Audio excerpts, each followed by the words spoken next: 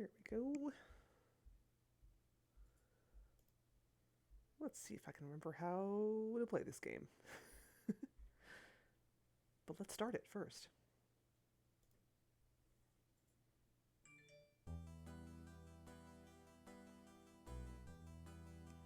Oh, right. It's going to be weird at first.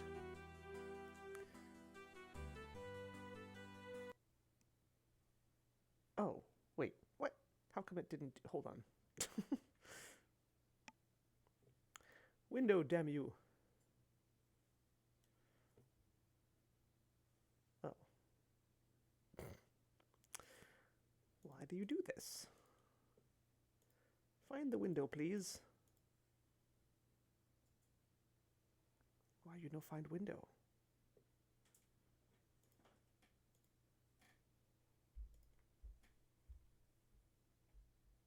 What heck?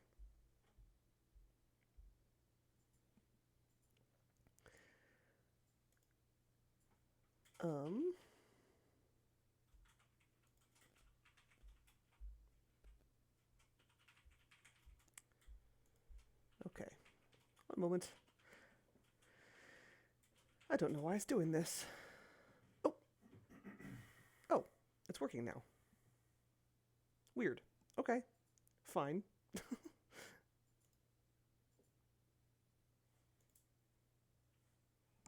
All right then. Whatever you say, game. Right. It's like the opening screen, the menu screen, behaves differently from the game itself, which is odd. But whatever.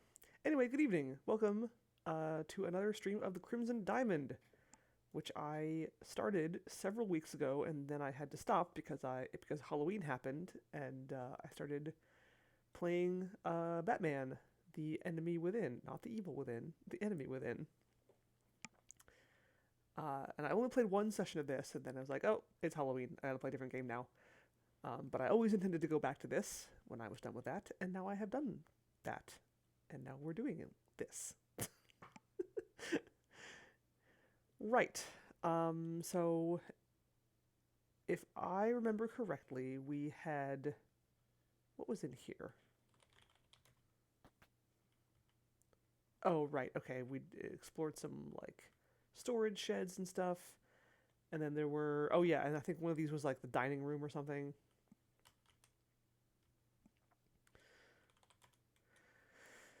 This is the main floor hallway. The games room is to the west, the dining room is to the east. The hallway continues to the north and south.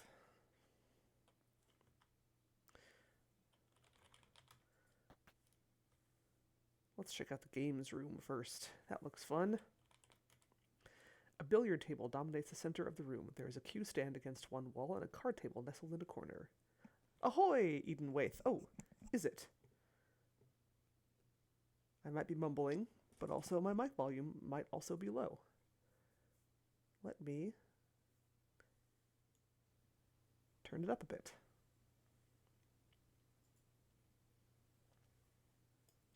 Not sure if that's any better. Let me know if I need to continue turning it up. Or just talk louder.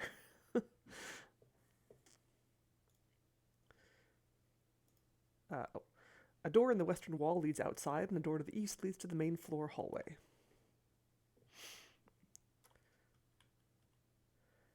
These... You know what this room reminds me of? This room looks like the alleyways in Shapir in Quest for Glory 2. The sconces on the walls and like the coloring of the walls make me think of that. I started a few weeks ago, but I only played one session, so I'm only like 2 hours in, and I've just been exploring the whole time. I haven't really gotten anywhere. I've just kind of been looking around and looking at things and talking to people as I meet them. So I'm pretty close to the beginning. I haven't gotten very far yet. Scones. The games room boasts luxurious wood paneling. Sconce. The matching floor lamps have fine cobalt blue lampshades and brass hardware. Okay, it doesn't let me look at the actual lamps on the walls.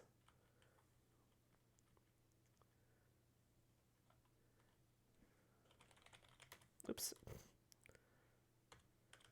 Table. A massive billiards table dominates the center of the room. There's also a small card table off in a corner and a side table beside a sofa. The square card table has a lovely maple inlay.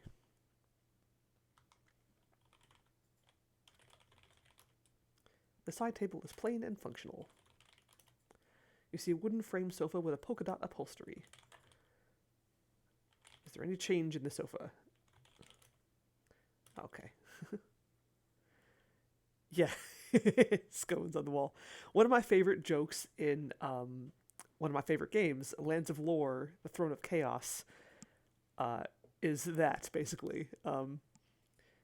There's one part of the game where I think you're in like someone's not castle, manor, I think. Some like nobleman's manor, and if you look at the sconces on the wall, one of your party members will say, "These scones are firmly attached," and one of your other party members will say, "I think you mean sconces." And for some reason, that joke always cracks me up.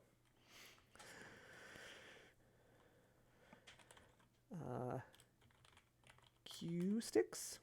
The cues look to be made with maple wood with nickel radius leather tips. Can I have one? Aw. There's no one here to play with right now.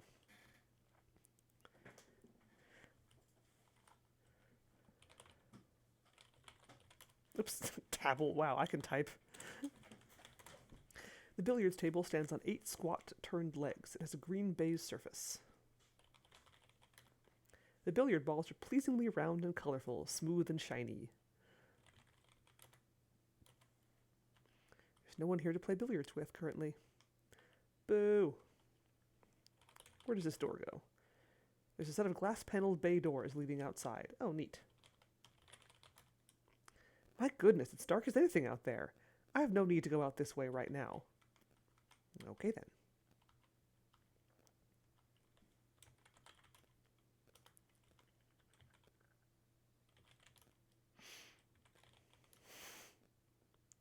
Ooh, nice and shiny.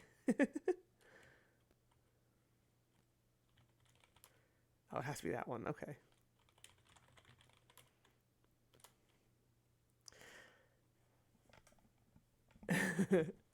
Hey, Mr. Gel.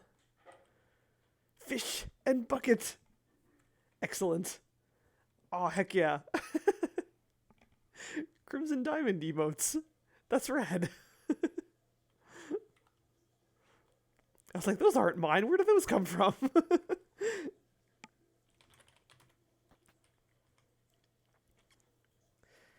Alright, dining room. I don't think I've been in here yet. The dining room is an impressive sight. A massive Persian rug covers the floor, on top of which stands an elegant dining table and matching chairs. There is a buffet and a display cabinet set against the north wall, and a pair of elaborate oriental jardinières are in opposing corners. I'm sorry if I mispronounced that word. A door to the west leads to the main floor hallway. You can see the kitchen through a doorway in the north wall, and the bar through a doorway in the south wall. Oh, right, I was in the bar last time, so I don't need to go back there.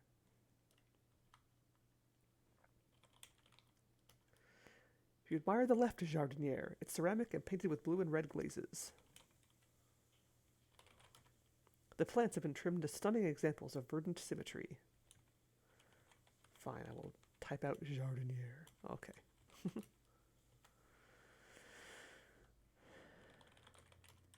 It's hard to see much of the table under the tablecloth, but you can see sturdy cabriole legs peeking out at all 4 corners. I forgot to look at the chairs in the game room. The dining chairs have arched top rails, curved back slats, cabriole legs, and stuff over seats. The 3 candles warmly illuminate the massive dining table. They are set in a trio of silver candlesticks.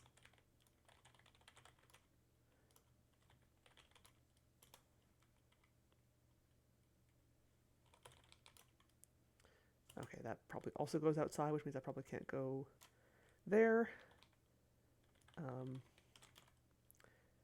There's a handsome display cabinet in the corner with glass panes to display fine dinnerware. A left cupboard and a right cupboard provide additional storage. Oh, that's the buffet, is what that is.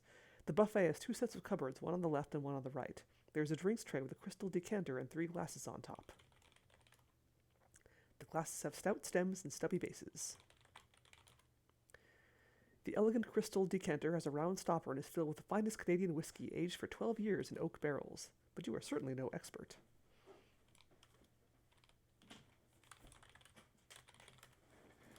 What? Oh, there we go. You open the cupboard. The cupboard contains a soup tureen, a cocktail shaker, and a gravy boat. It's a fine silver tureen with a pedestal foot and 2 handles. A silver cocktail shaker stands at the buffet. You see a silver gravy boat with a graceful spout. Gravy is delicious, but you don't need it constantly. You're no lush. Soup is delicious, but you never could eat a full tureen of it.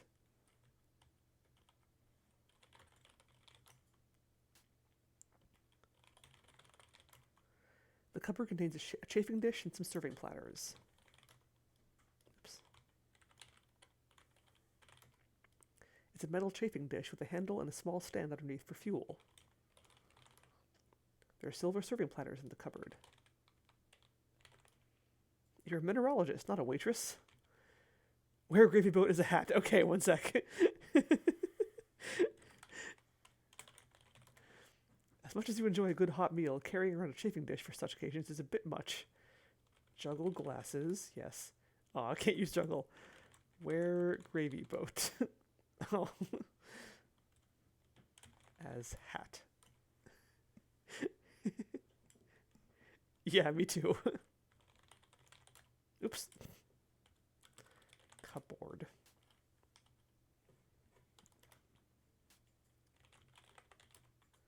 The way these glasses are made, they aren't useful for much more than drinking. And isn't that enough? Maybe I could find more versatile drinking glasses in the kitchen. Oh, now I'm thinking of Laura Bow 2, when you had to pick up a water glass and use it to eavesdrop on people. You enjoy a good tipple once and again, but carrying a whiskey-filled decanter around with you would cross a line you aren't willing to cross. Can I pour myself a drink? Oops.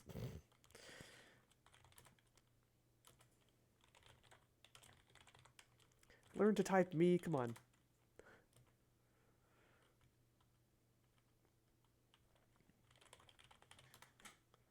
Oh, hey, there we go. Drink whiskey. Ding! You detect aniseed, then subtle spice and honey flavors. The warm taste lingers on your palate. But you are certainly no expert. Delicious. I am going to do that again and see if it kills me.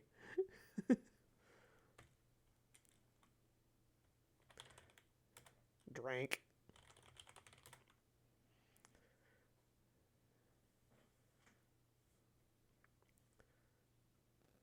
Woo, that whiskey is pretty strong. That means I gotta keep doing it.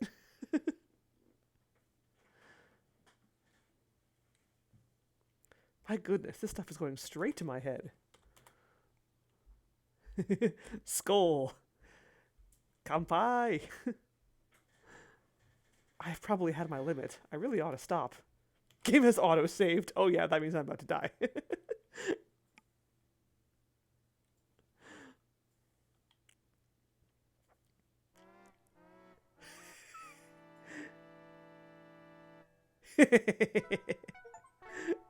Excellent. Oh dear, next time try enjoying responsibly.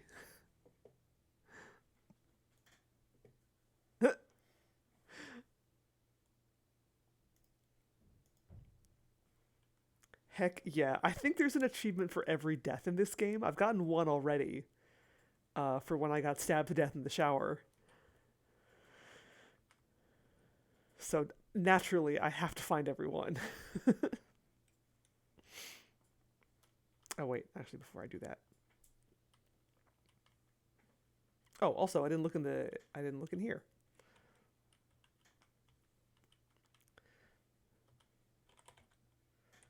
Display cabinet. There's a handsome display cabinet in the corner with. Oh wait, I already read that. Dinnerware.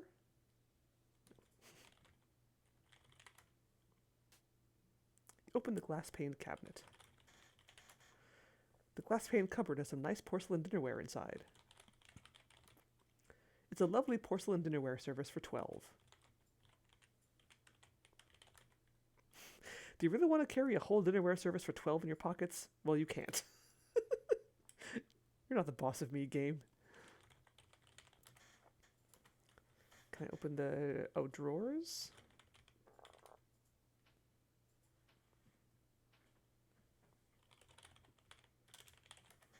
The drawers contain a selection of cutlery and serving implements.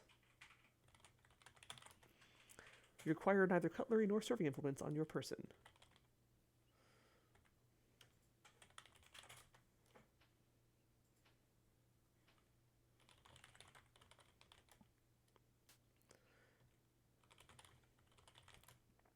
The cupboard contains porcelain plates. I'd hate to break up the set. Perhaps I can find less fancy plates in the kitchen.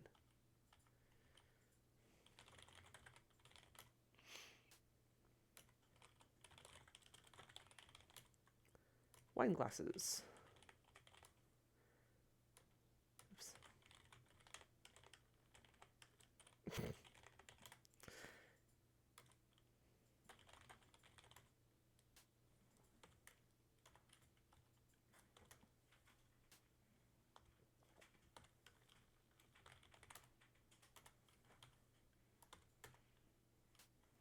It's kind of cool how, like, sensitive this game is to where you are standing and, like, knows what you're trying to interact with depending on where you're standing. I'm not used to that.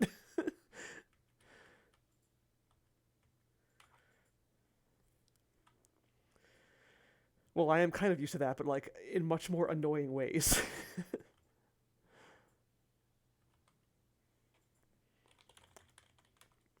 There are 4 chairs around the card table as well as a sofa. Okay. I didn't think there was going to be anything that interesting, but had to look at everything. Okay, kitchen. The kitchen has a rough-hewn, rustic charm. The lack of decorations and fine furnishings implies that this room wasn't meant to be seen by the lodge's guests. There are cupboards along the walls and an icebox in the corner. A door in the west wall leads to the main floor hallway. You can see the dining room through a doorway in the south wall, and there's a door in the east wall that leads outside. A strip of yellow flypaper dangles near the door. Jack is here. Yeah, just clank, clank, clank. Jack is busy preparing dinner.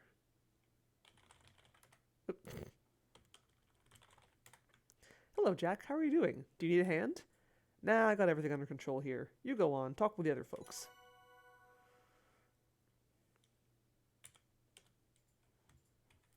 How do I open my notebook again? Remind me what the... oh, it's just N. Okay, that's what I thought it was. N. Uh-huh. Oh, okay.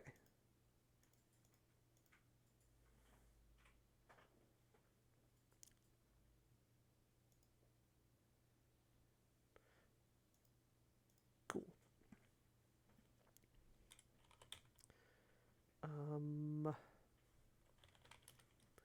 The shelf and its contents are for decorative purposes only. There's a Celadon plate and green glass bottle. If you had to guess, you'd say the Celadon plate on the shelf above the icebox was Japanese. It really is a gorgeous bit of pottery. There's a green glass bottle on the little shelf beside the Celadon plate. As lovely as the Celadon plate is, you decide the best way to enjoy it is from its little shelf. The bottle is for decorative purposes only.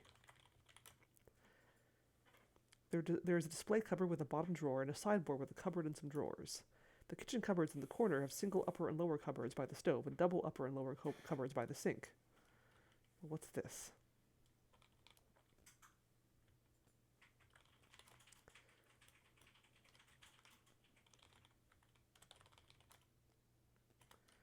Walk closer to the cupboard you'd like to open.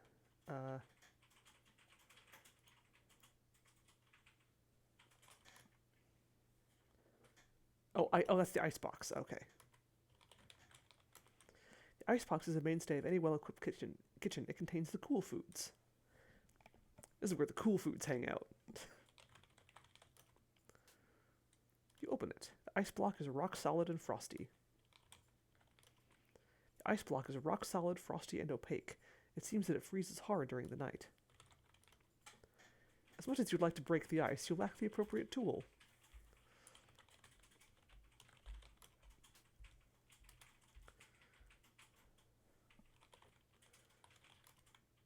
There's an L-shaped kitchen island. There's a green ceramic mixing bowl on the kitchen island. Jack is mixing in the bowl.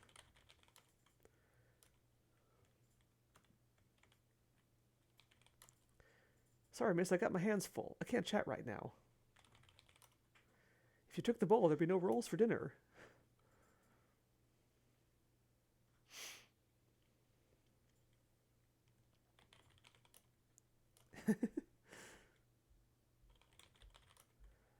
The dough looks very well mixed. It will probably be baked into dinner rolls. Jack keeps adding salt to the dough. You hope the rolls don't come out too salty. Whoa there, I'm busy cooking up dinner. Get out from under my feet.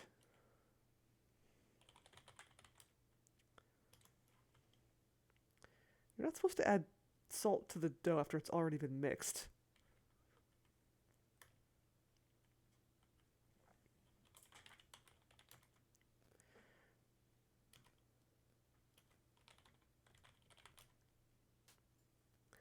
You open the bottom cupboard.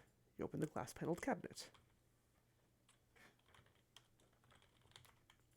There are huge, heavy pots and pans in the bottom cupboard.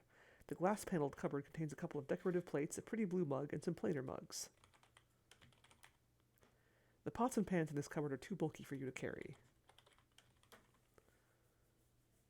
Oh, nice. You take the blue mug.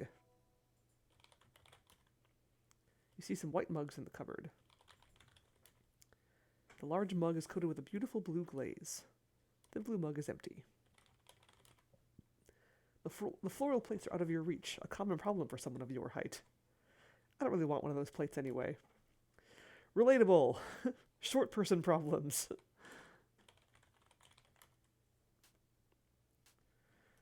As a fellow short person, Nancy, my sympathies.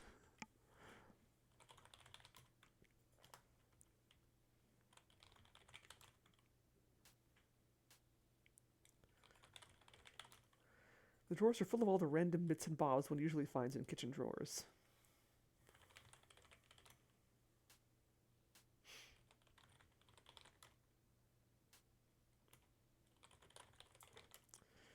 That cupboard is currently empty. This is this whole game, just opening cupboards and cabinets and drawers for me. The table is crudely constructed but very sturdy. You surmise this room probably wasn't meant to be seen by lodge guests when it was in business. The sturdy construction of the chairs matches the simple table. They were probably built as a dining set.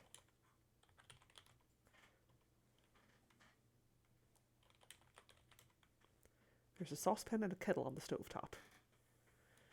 Yes, open all of the cabinets, wardrobes, and drawers. I think there's an achievement for doing that, too.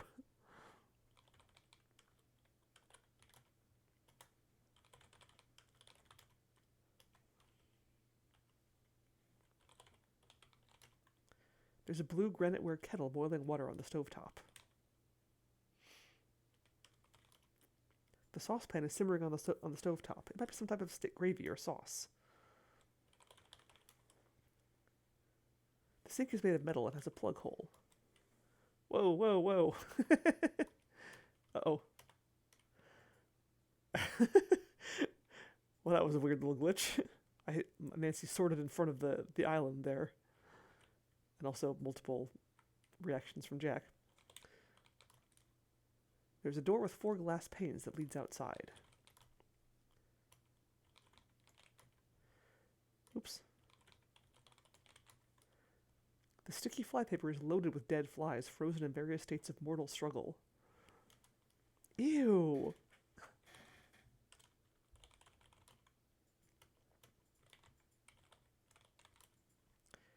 There's fresh flypaper out in the shed, but it's too dark to get it now. Let's leave it for tomorrow. But I want that flypaper. I want a bunch of dead flies.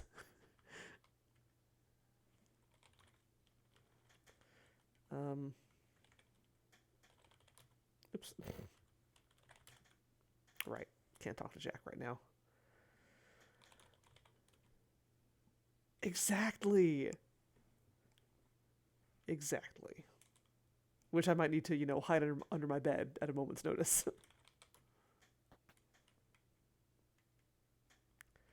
I hear voices near this doorway. I wonder what they're talking about. There are doors on either side of you and an open doorway leading to a large room filled with banks of windows. This is the end of the main floor hallway. The study is to the west, the kitchen is to the east. The conservatory is at the north end of the hall. The main floor hallway continues to the south. You don't hear any voices coming from the study. No, not that one.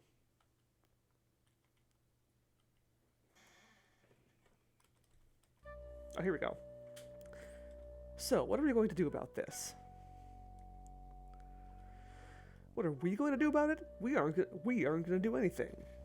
I'm going to stay out of everyone's way and wait for all this to blow over. But what if they find... Shh! Listen. If you want to talk, we'll do it privately, later. Meet me in the study after dinner.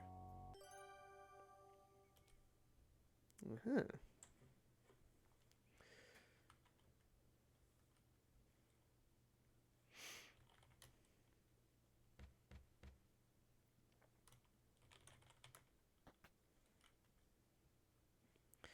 This will be the study. Hey, it's the Sierra Moose! the not Sierra Moose. This is Evan Richards' well-appointed study. Next to the ornately carved fireplace, there is a fine tapestry depicting a forest scene. There is a display cabinet beside the fireplace. A fancy desk with brass fittings sits on the plush carpet. You surmise this room was once used by Evan's father, as it doesn't seem to be to his taste. A door to the west leads outside, and a door to the east leads to the main floor hallway. Yes, obligatory moose prop. The plush carpet has an exotic, curvaceous pattern. Sensual. Although the tapestry is a little faded with age, there are still rich colors woven into it. The detail is exquisite. That gives me, like, King's Quest vibes.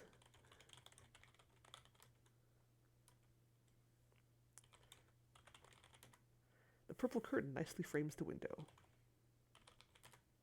The fireplace stand holds a shovel, brush, poker, and tongs. The shovel is made of wrought iron and has a wooden handle. The poker is made of wrought iron and looks pretty sharp. The brush has coarse hog's hair bristles. The wrought iron tongs are useful for rearranging logs in the fireplace. The shovel is needed for proper care and maintenance of the fireplace. Tongs are best left alone. The brush's bristles are covered in soot. It would be dirty to carry it about. The poker might poke through your pocket and puncture your leg. Why do you think I want it? The fireplace's legs and header are carved with simple linear flourishes. You imagine it provides invaluable heat during the long winter months. There's some powdery soot accumulating in the fireplace. I already have soot. There are fresh logs in the fireplace, although the nights haven't yet been cold enough to require them.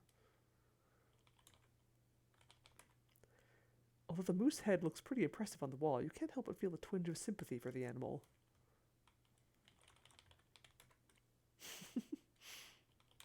Is there a... No, okay.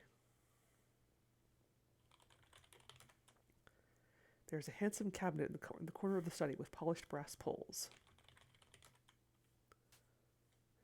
You open the glass-paned cabinet. The glass-paned cabinet is full of curios and memorabilia, old tarnished trophies, and an assortment of glass and ceramic vases. The vases are a graceful and tasteful collection of ceramics and glass.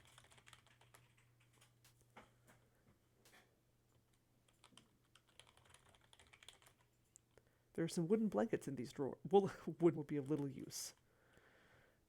Open decorative cover with sledgehammer. Yes, let's do that. There. So spin in chair? Or just spin. Oh, okay. The plush blue sofa looks very comfortable. There's a pair of yellow and green striped cushions on the sofa. The small red garnets are still plentiful, but of little value. Alright. You hear Jack calling, "Supper! It's time to head to the dining room here." Sometimes colorless. Colorless garnets could easily be mistaken for diamonds, but any expert will be able to tell the difference. Interesting. Governance may be hard, and then the bust happened before any real roads were constructed in these parts. The bridge was built for the trains. Passengers, timber, and minerals were transported across it. Although now that Crimson has declined, there isn't much reason for the train to stop here.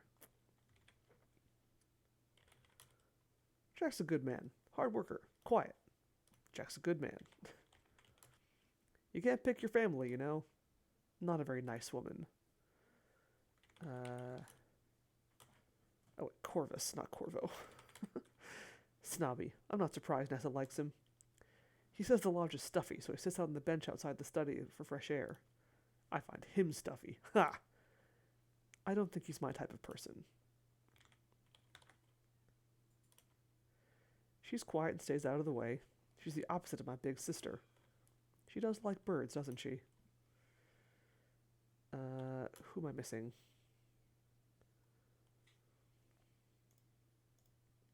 Oh, Margot, right. Oh yeah, and Albert. Okay.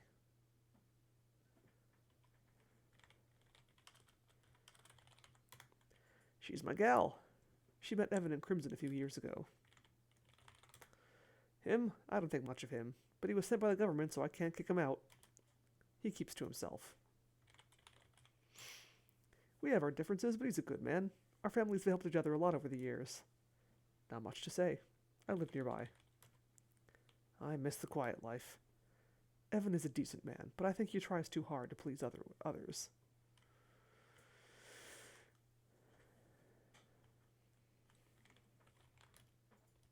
Jack's a good cook. He taught himself. He's my jack of all trades. Jack is a good cook. I've eaten here many times. Are those doors or just windows? Okay. Alright then. I guess let's go and have dinner.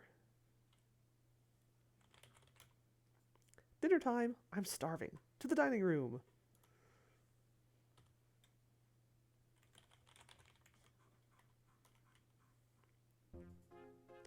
My goodness, what a lot of company we have tonight. This is giving me indigestion. This food is giving me indigestion. You're welcome to leave. In fact, please do. Ha! You'd like that, wouldn't you? I'm not going anywhere until we find out if that diamond came from this land. And if it did, then you better believe I'm getting my share. That's what you think. Yes, that's what we think. That's what I'm here to ensure. Hey, you. How long is that going to take? I will begin my field work tomorrow morning. Crimson used to be a garnet mining town, yes? Yeah, but forget about visiting the mines. They blasted the mine entrances shut years ago when they closed it down. Unless the fish had a pickaxe, broke into the mine, swallowed a diamond, then dove back into the river. Yes, I see. I've never even been there. Couldn't tell you where it is. Mr. Richards gets a sour look on his face and digs back into his meal. He looks like he's done with this conversation. Margot, what a lovely necklace you're wearing. Thank you, mademoiselle. Monsieur Richards, he gave it to me. I am very fond of it. A cheap trinket. Misshapen paste gem in a cheap setting. Wow, Nessa. It's a white garnet, not glass. My Evan, he found it here in Crimson, didn't you, mon cher? Never mind, Margot. No one wants to hear about that. My sapphire brooch. Now this is a real piece of jewelry. Bought it myself. Well, I think they're both quite nice. Nathan, I read in the newspaper that most of the land up here was once parceled out to settlers. Is that how this plot became property of Mr. Richards' father? About 50 years ago, this land was annexed by the government. That is one talented fish. Various treaties were signed in exchange for preservation of our hunting and fishing rights and financial compensation. The promises described in those treaties were not honored, by the way. Of course not! Settlers came, mines were dug, and Crimson was prosperous for a time. But eventually the mines were exhausted. Most settlers abandoned their homesteads, and Crimson became a ghost town. Only Mr. Richards and his family remained. Yeah, we liked the peace and quiet. We liked it. I always hated it here. I sure do miss peace and quiet. Nessa and Corvus are the first to excuse themselves from the table. They head to the bar for a nightcap. Albert follows them for a snifter of brandy and one of his cigars. You know what? I feel like I want to start writing stuff down. See if I can find a... Okay, here we go. So after dinner, Evan and Nathan said they were going to the study.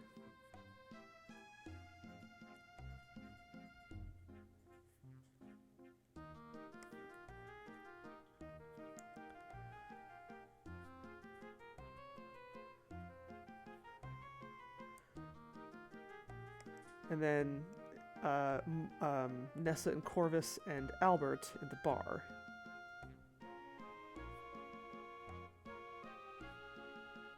I don't know if this will be important, but I just have a hunch that it might be important to keep track of where people are going. Jack clears away the dishes and goes to the kitchen to wash up. Jack. Kitchen. After eating a minuscule portion of supper, Margot heads upstairs to draw a bath.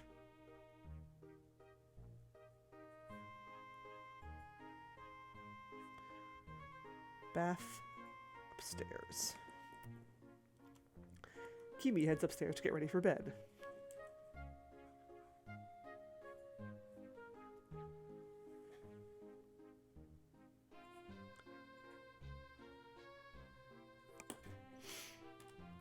Nathan and Evan remain at the table, lingering over their desserts.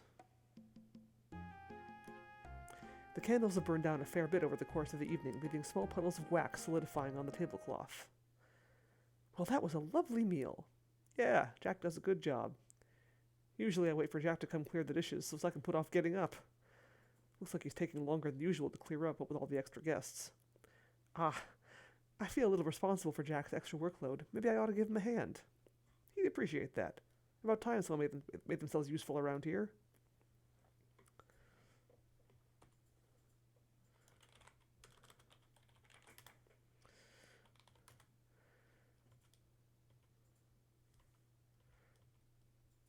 The candles have burned down a bit. There are wax drippings on the table and candlesticks. R.I.P. Jack. He's not dead yet, is he? Melted candle wax is dribbled down the candlesticks and onto the dining table.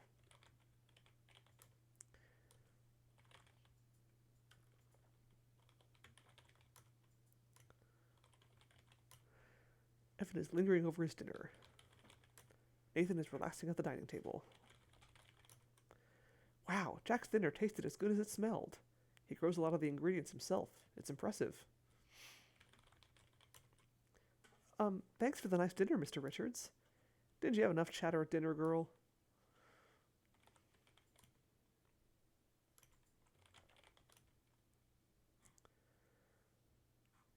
I'm sure I will need wax for some reason. You scratch all the candle wax drippings off the candlesticks and tablecloth with your fingernails. All of it? Okay.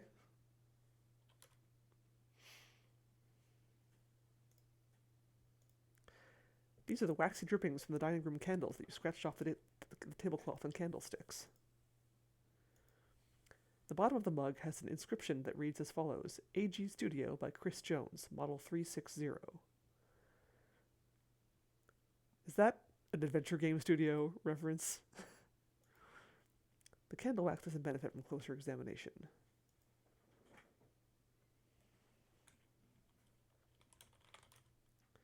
There are a couple of dirty dishes left on the dining table.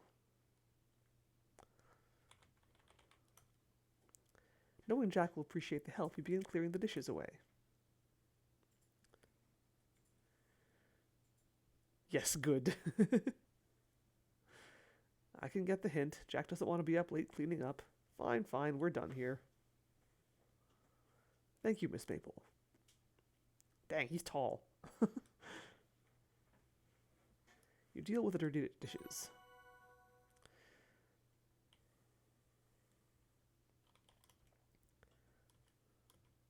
Jack is washing dishes in the sink. Oh no! Jack, no! Jack is fastidiously washing dishes in the sink. Hello, Jack. Miss, I'm busy with these dishes. I can't talk right now. I cook dinner and all the other meals here, too. You want plates? Those cupboards over the sink? That's where I store the plates. There's some pretty plates in the spare room upstairs, across from the bathroom, too. But those are only for decoration. Plates, but not for eating on? What will I think of next? This whole thing? It was here when I got here. The old cook must have bought it.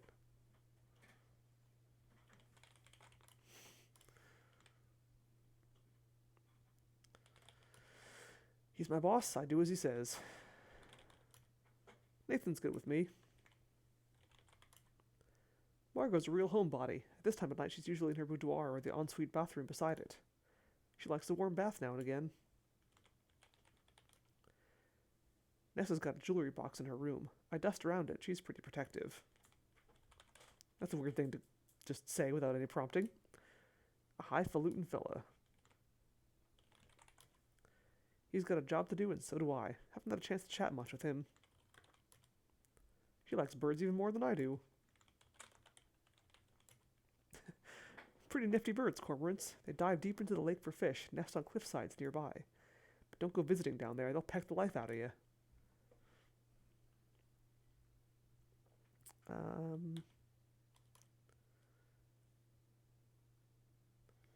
Anybody else?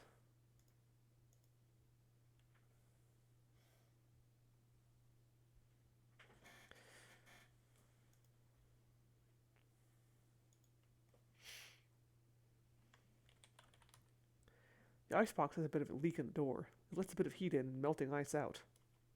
During the day, the melt makes a little puddle, but pay that no mind. I'll mop it up when I got time. Oh, interesting. I keep tons of boxes of flypaper out in the shed. The black flies up here are murder. I don't know if it's just the stickiness of the flypaper or what. That stuff kills flies dead. Best to smoke a pipe as you walk along. Black flies don't like the smoke.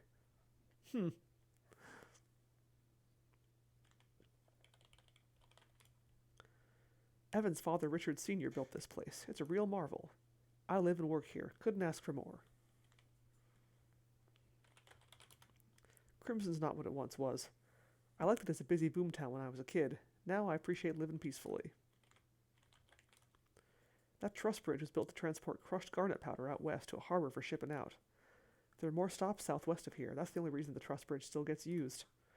The route could do without this stop nowadays, to be honest. Not much cause to come up to these parts. The train station is down in Crimson. The whole town was built up around it and the mine. Nah, those are before my time. I don't know where the garnet mines are, so don't bother asking. Dangerous places, mines. Stay away. Garnets are pretty hard. Most of the mine stuff was deep red, but there were some tiny colorless ones, too. So if you find any shiny colorless rocks by the river, I guarantee they're garnets and not diamonds. Ooh, I've read about colorless garnets. They're called leucogarnets. Yeah, something like that. They're small and not that clear and just got ground up with the red ones into industrial abrasives. I've lived here for years and I ain't never seen anything like that before. Doubt it's from around here, personally.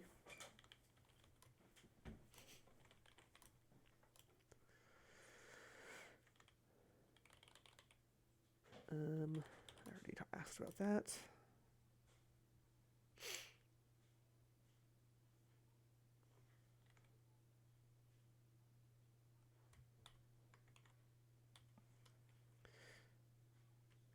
That's about all I got. I can think of right now. Yes. You hear muffled voices coming from the study door. Oh.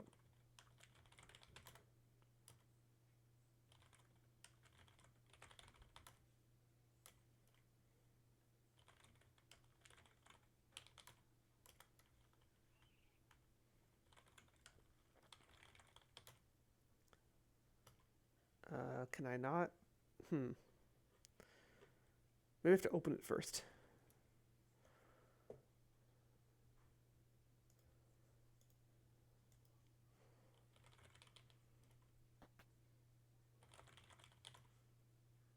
Now, Okay.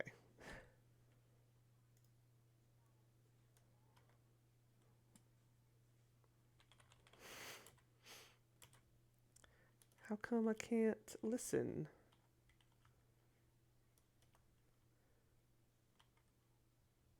Wait, hold on. I serve Mr. Richards a hot toddy every night before he turns in for the night. Sometimes he has a bit of whiskey, too, but he doesn't think I know that. Sure, I think he might drink a bit too much, but he's an adult and that's his business.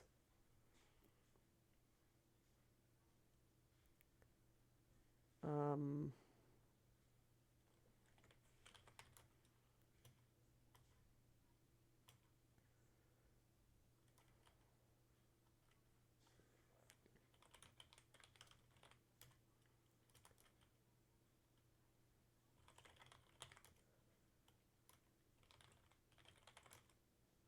I'm busy washing dishes, miss. If you're not here to help, skedaddle. You help Jack wash the dishes. Thanks, miss. Lots more dishes than usual. Happy to help. Now I gotta go see to Mrs. Crabbe and Mr. Shaw in the bar. Have to make sure they don't drink us dry. And of course I need to get Mr. Richards his hot toddy. He likes a soothing drink before bed. And I don't want to keep Margot waiting. Forget about that last one, won't you? Ooh, spicy.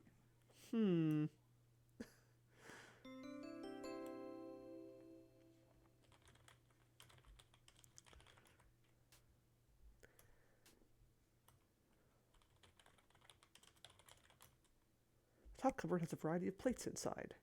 The cupboard under the sink contains the pipe that drains the sink. The dishes are white and made of porcelain. Oh, not that one. You take a plate from the cupboard. The pipe takes the water from the kitchen sink and drains it somewhere. You've never been clear on the details.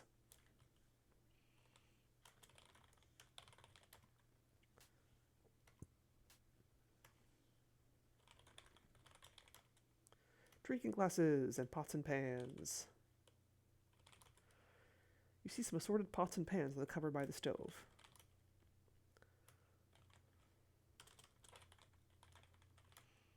You can see drinking glasses lined up neatly in a kitchen cupboard.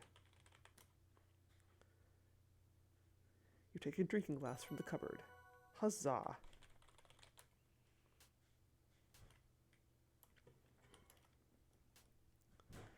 Spicy like a jalapeno. A white ceramic dinner plate glazed on the surface. The drinking glass you got from the kitchen. Spotless. Jack is quite fastidious. There are fine scratches on this plate, indicating it's been well used. You admire the brilliant shine of the squeaky clean drinking glass.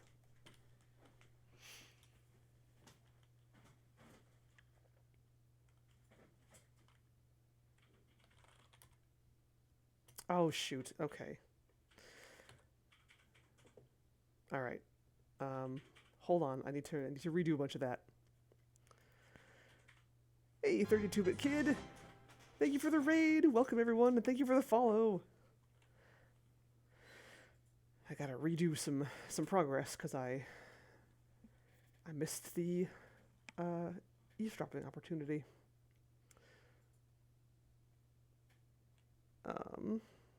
Right.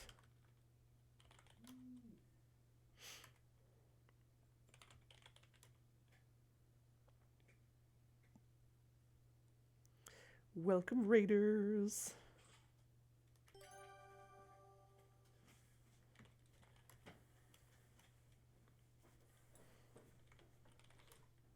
What, like the dinner plates?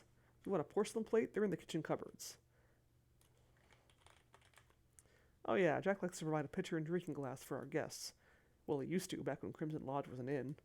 If you want a glass, either ask Jack or help yourself in the kitchen. Drinking glasses may be found in the kitchen.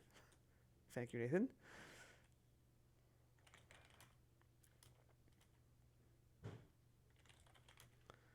Yeah, Crimson was known for garnet mines. I was just a kid when they were open, never even been to them.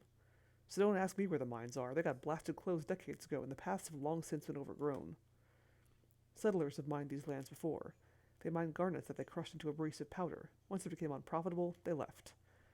That was about 30 years ago. We've worked hard to erase the vestiges of those mines and restore the wilderness to its natural state. Still, the area is a dangerous place that is best avoided.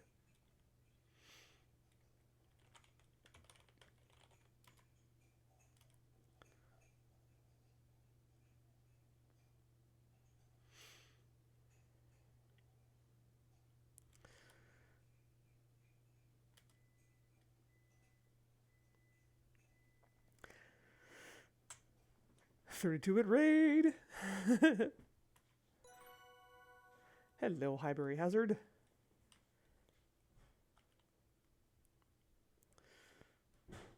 All right.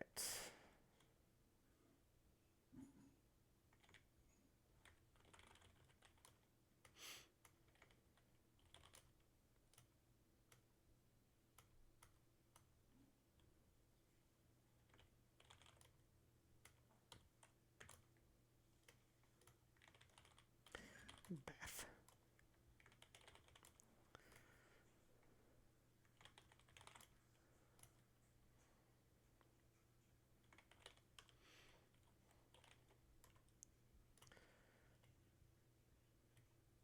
It's weird that he doesn't say anything about where the glasses are. Like it says to ask him, but he doesn't. He just talks about a hot toddy.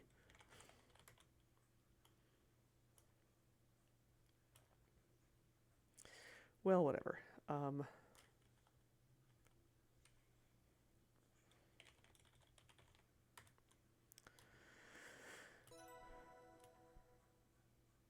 Okay. Bar, hot toddy. They want to keep Margot waiting. Scandalous.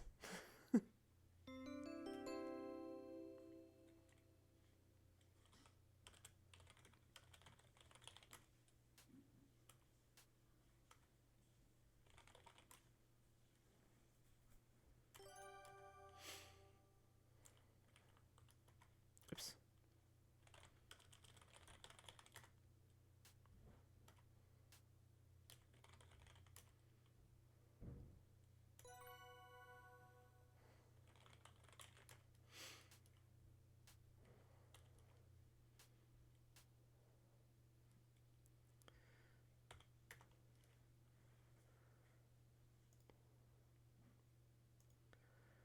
Help Jack with dishes.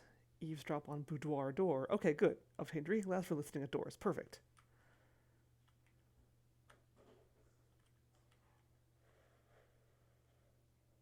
Oh, what?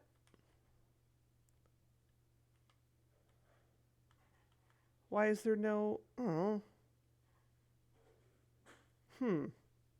Well, so how am I supposed to listen at the door if I'm not able to get the glass before washing the dishes, then how am I supposed to listen at this door?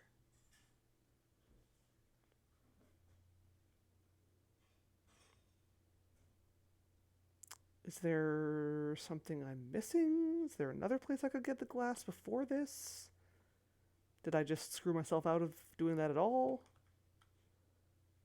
Huh.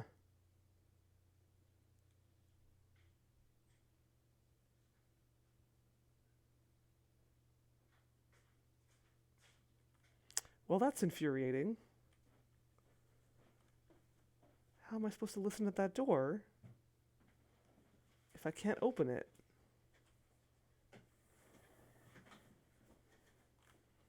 I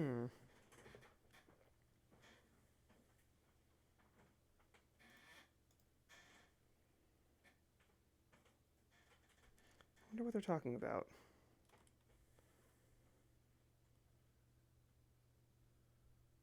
Can I listen at the keyhole, maybe?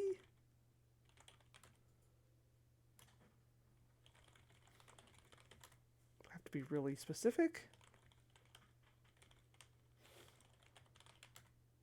No?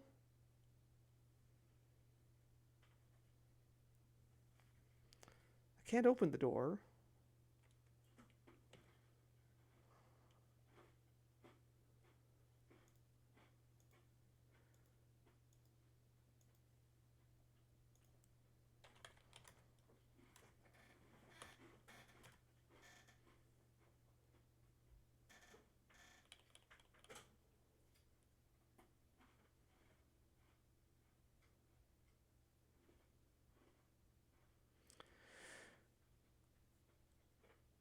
feel like, I wonder, can I get the...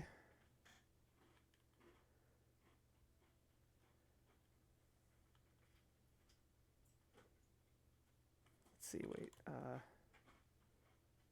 here we go.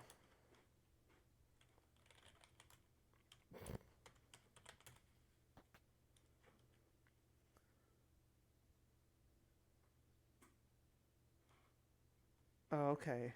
No, there's no glass in here. I swear there was a glass in one of the bedrooms. But it wouldn't let me take it for whatever reason. Oh, here we go. This one. Yeah. Yeah, no, okay. That's what I thought. All right.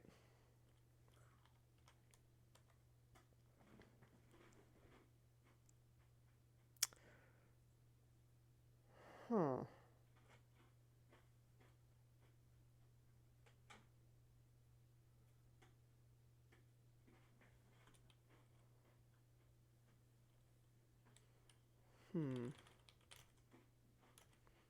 Muffled voices. Can I crack the door? No. This is driving me nuts.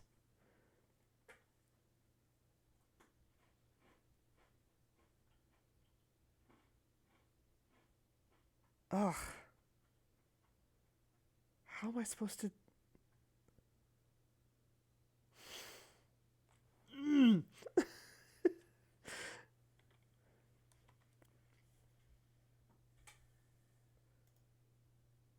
If I help Jack with the dishes, which I have to do before I can get the glass...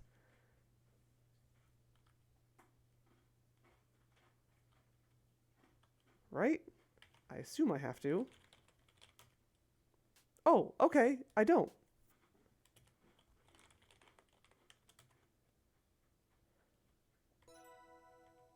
Okay. I didn't... I think because I tried to before. I think maybe because I was trying to open this cupboard instead of that one. Okay, fine. Oh, yeah, see, yeah.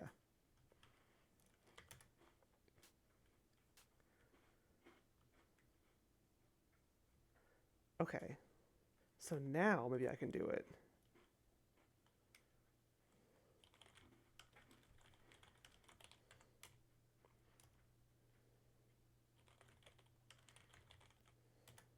There we go.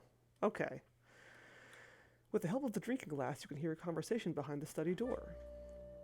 Look, I don't know what else to tell you. My father and your father had an agreement. This doesn't change anything. But what if they find diamonds? What happens to the agreement then? No one's found any diamonds here. Nothing changes. We'll see what we can do with the nosy Belgian. And Margot?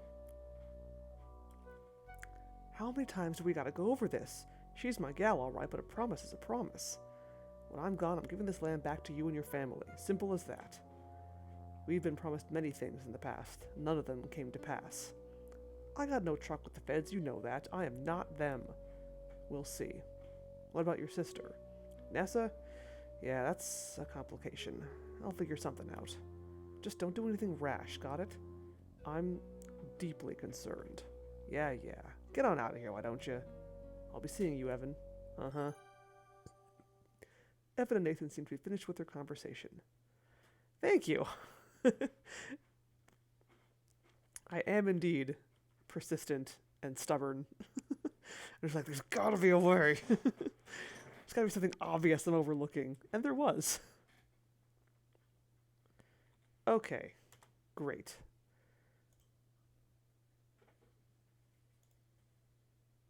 Now I can help Jack with the dishes.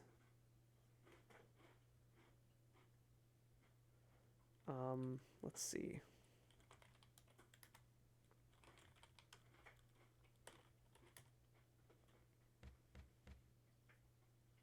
I'm having a private chat in here. Come back later. It's getting late, Nat. Perhaps we'll talk another time. You have a nice night. Yeah, I was like, there's no way this game isn't hinting at drinking glasses when I already know that I can listen to conversations, and when I know this game is like a massive love letter to the Laura Bow games. I was like, I know the rules. I know how this is going to play out. Indeed. Good night, Evan.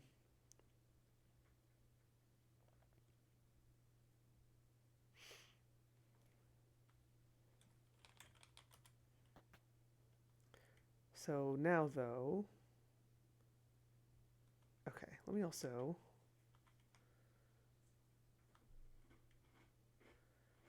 go to the bar.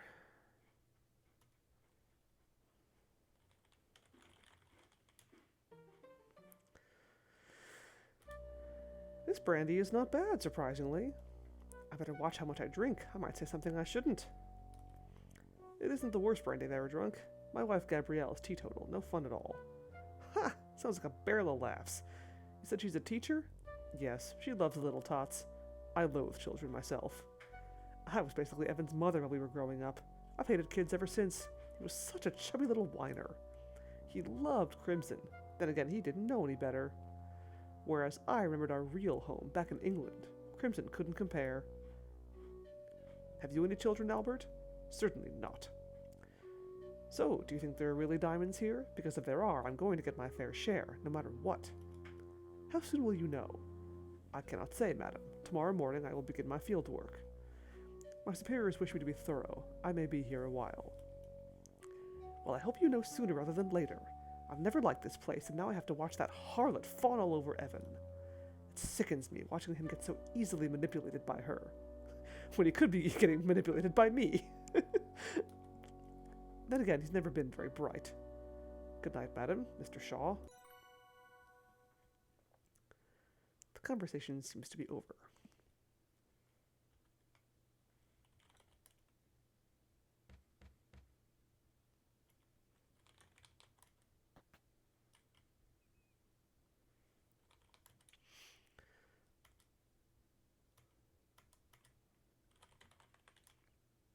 Nessa's sitting at the bar drinking a nightcap. Corvus is drinking a nightcap at the bar.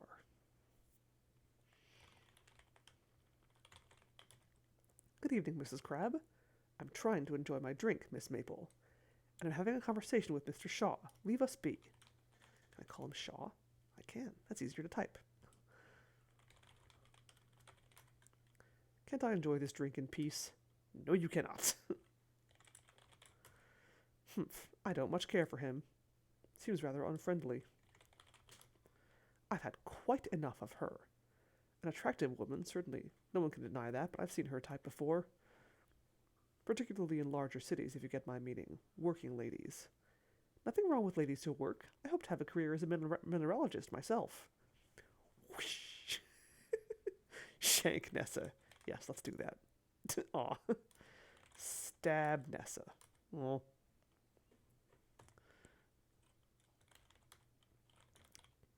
Wait. Murder Nessa. Sorry, you can't do that. You wouldn't hurt a fly. Yes, I would. Kiss Nessa. No thanks.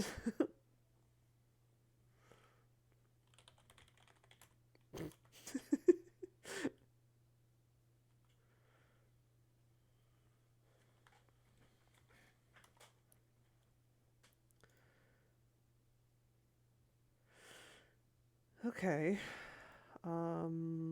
Let's see.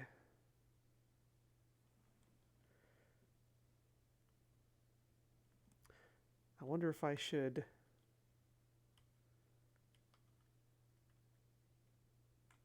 I'm going to try going upstairs.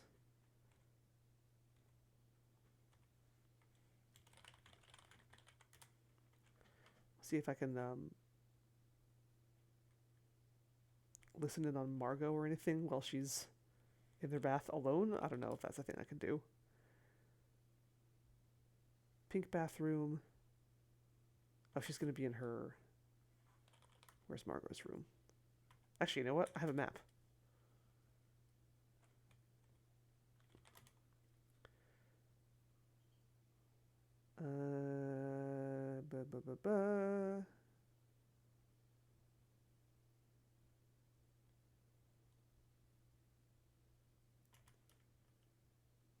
This one? Oh, west is Ness's.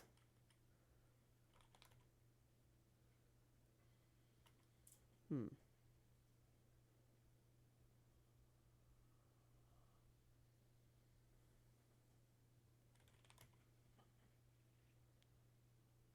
Oh wait, duh. It's innkeeper's quarters.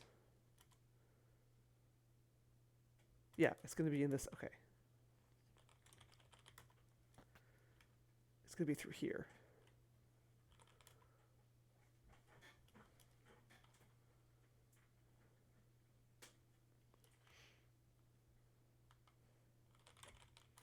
One of these two.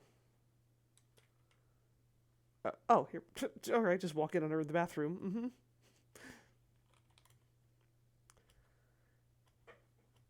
Margot is here. Margot is soaking in her bath. Hello, Margot. How's the bath? Bonsoir, mademoiselle. The water is very soothing on my joints. Perhaps the change in weather is causing me some aches. Well, she seems pretty unbothered by the fact that I just walked in on her in a bath. That's nice. My joints, they've been aching the past few days. Baths help me. I take a bath every night with luxurious oils. Does she have a rubber ducky? I don't see one. She has a washcloth.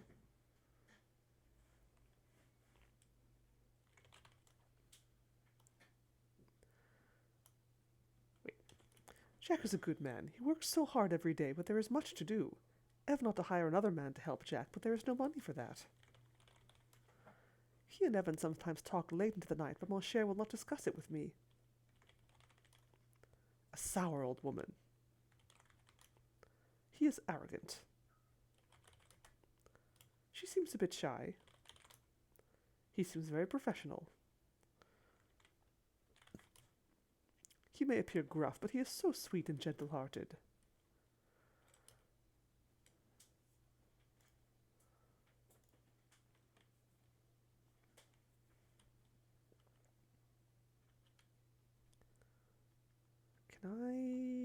Let's see. Now this is her room. Can I steal something while I'm in here? Oops. I think I already looked in her vanity. Oh, vanity drawers are locked. Okay. Can I steal her necklace? No, okay. The necklace clearly belongs to Margot. You wouldn't dream of taking it. And I already took her perfume. Or not her perfume, but, I took something. She gave it to me. Oh, this stuff. Oh, yeah, the powder. Okay.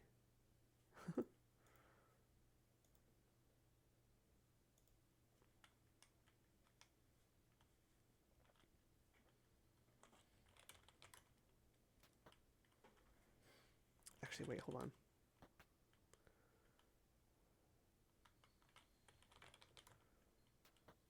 Must close all doors behind me.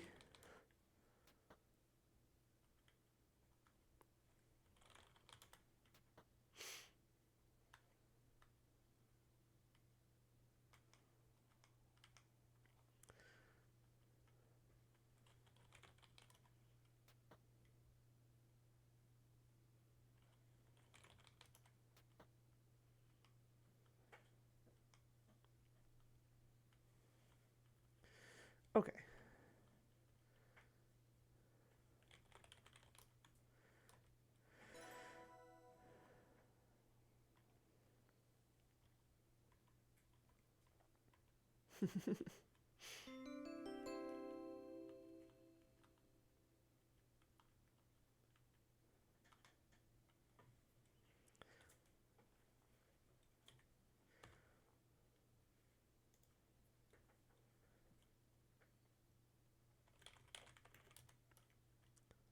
Okay, good.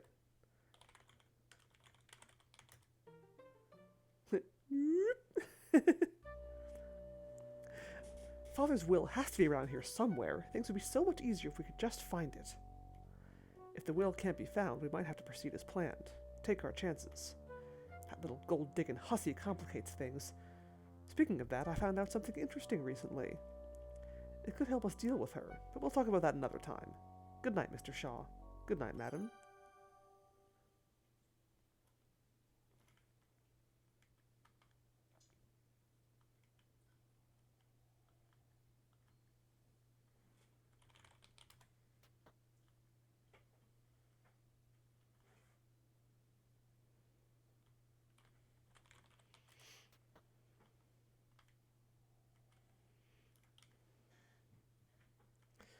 Game room. Let's see. Oh, here's Evan.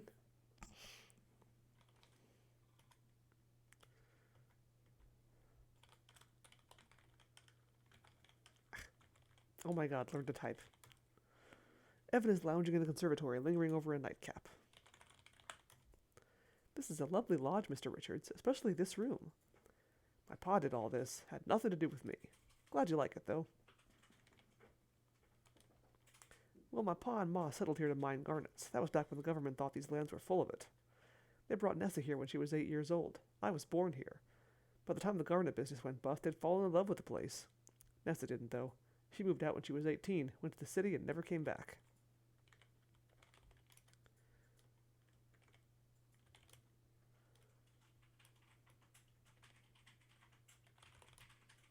Jack brings me a hot toddy every night before I go to bed. If you want, I can get him to make one for you. No thanks, Mr. Richards, but you're very kind to offer. Aw, come on, please.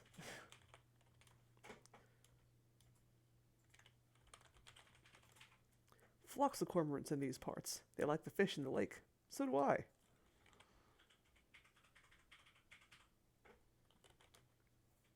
Yeah, Crimson was known for garnet mines. Oh, I already read that.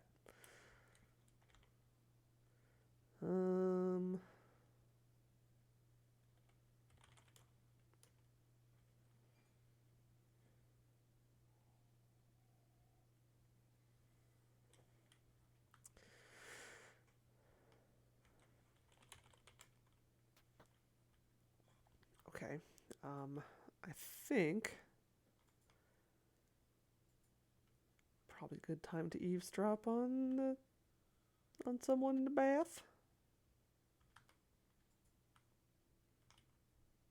Oh, here we go.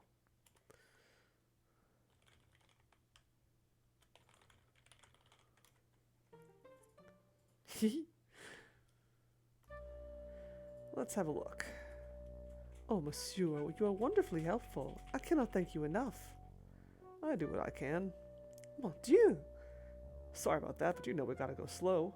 The pamphlet says so, right? It does, more's the pity. But I think it's working. You hear some muffled cries. Shh, gotta keep it down. Especially tonight, so many ears around. You are right, of course. This must remain our little secret. The voices go silent for a little while. Alright, I think we're done here. I gotta skedaddle before Mr. Richards finishes his drink and comes to bed. Of course, of course. Merci, Jack. Your days and nights are so very long. You got that right. And I'm not done yet. Having all these folks in the lodge, I gotta work that much harder. I'm sure they will be gone soon. Everything will be back to normal. I hope so. Bonne nuit, Jack. Good night. You hear footsteps coming towards the door. Thinking quickly, you duck behind the big blue chest. Well done. I didn't even do anything. After waiting a few minutes, Margot leaves her boudoir and heads downstairs. You manage to sneak across the hall to your bedroom. What a long and intriguing night this has been. Outstanding. Fantastic detective work, Nancy. You're a natural. Oh, I wanted to talk to Kimi first, actually. Whew, I'm exhausted. What an interesting place this is. It's too bad Kimi and I have to leave on the train tomorrow. Okay, hold on. Oh, no!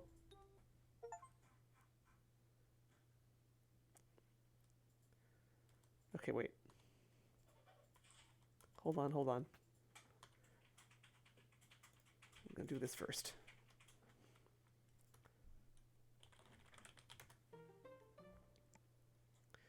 Hey, listen!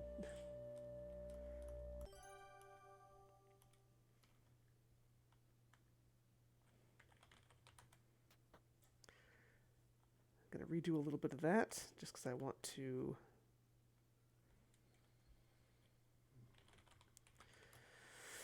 talk to Kimi before I end the night. And then also maybe Albert, too, if he's in his room, although he probably won't talk to me.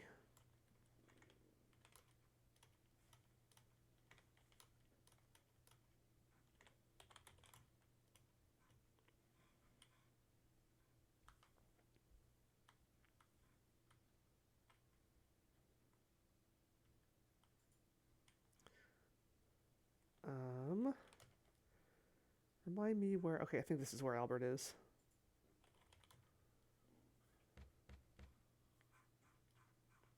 Leave me alone, whoever it is. I am busy. Oh, door's locked. Okay.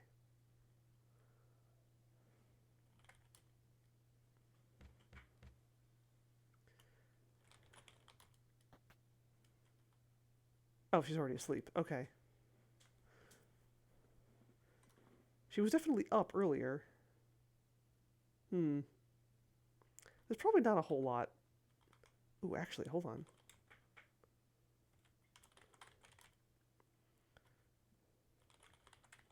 Can I rummage through her suitcase? Oh, it's locked. Okay. You wonder why anyone would go to the trouble of locking their luggage. A bolt of self-awareness hits you when you flush a little. You know, jerks like you.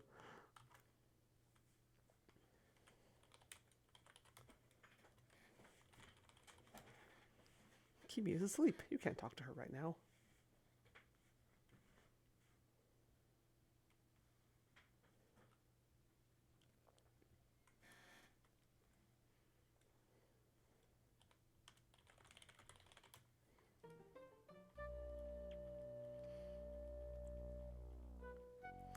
The pamphlet, huh? I wonder what that's about.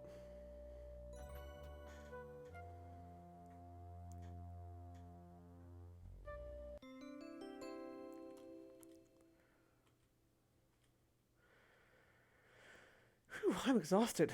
What an interesting place this is. It's too bad Kimi and I have to leave on the train tomorrow.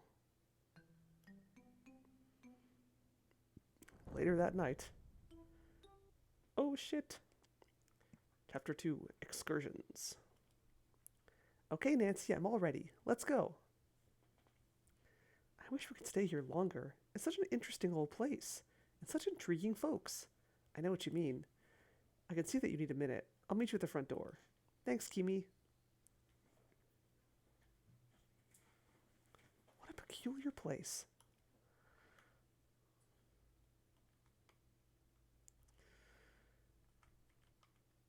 Okay.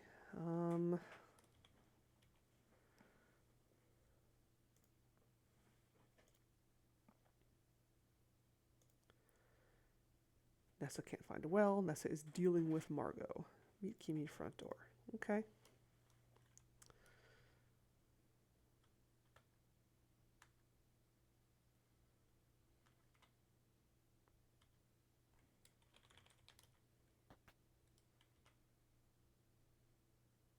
Oh, there's Margot. Hee hee.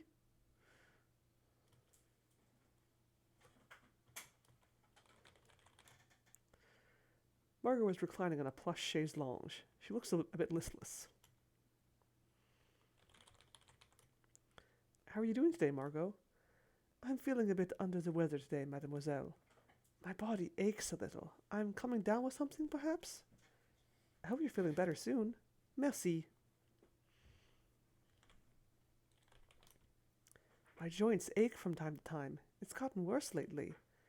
It is probably allergies, yes?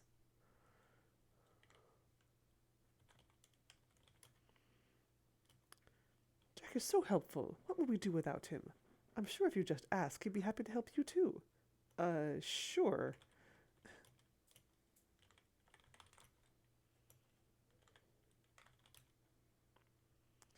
Oh, mon cher, he is under so much stress right now. If only there was some way I could improve his mood. Ah, yes, I've just thought of something, but never mind about that. Okay.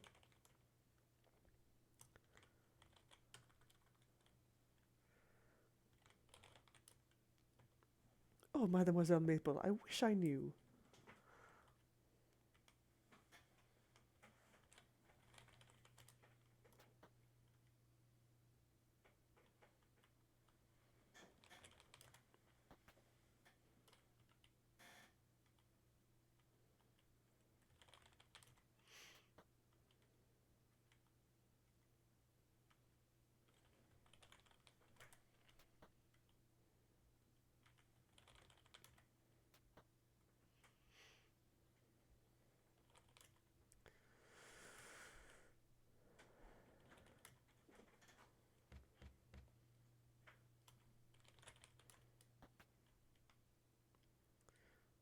Anybody in here?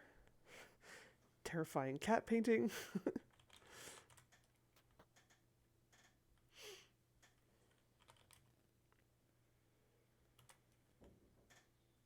Ooh. Voices.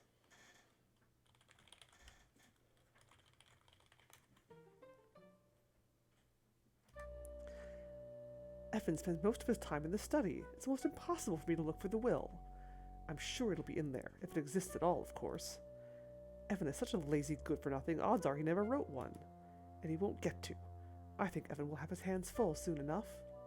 Then I'll get a chance to search the study. Indeed, and I will get started on Plan B. What are you talking about? I don't like it.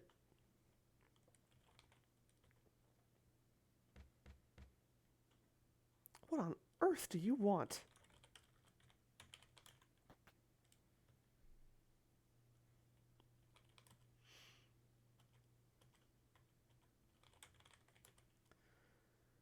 Nessa is seated on the love seat, looking crabby. You wonder if her late night of drinking has caught up with her. Maybe she's just not a morning person. Corvus is seated on the purple armchair. He looks pretty gruff this morning. Neither he nor Nessa seem to be in particularly talkative moods. On your way out, then? Good. You're still here? She plays at being a hostess, but she doesn't belong here. I know her type, little gold digger.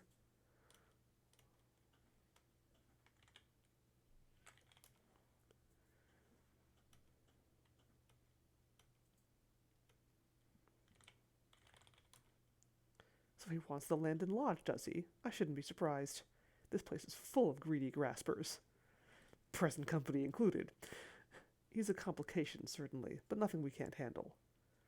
What is that supposed to mean? A brilliant fellow, highly knowledgeable and so sophisticated.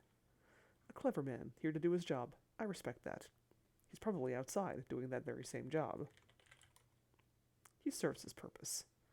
Jack's puttering around downstairs. He keeps busy, I'll give him that. Quiet and easily ignored. She's just here to see some birds? I find that hard to believe. She barely spoke at dinner. I believe she's here to look at birds? What on earth for? I don't know what those are, and I'm not interested. I'm a lawyer, not an ornithologist. Damn it, Jim. Damn it, Nancy. Ooh, what are you doing?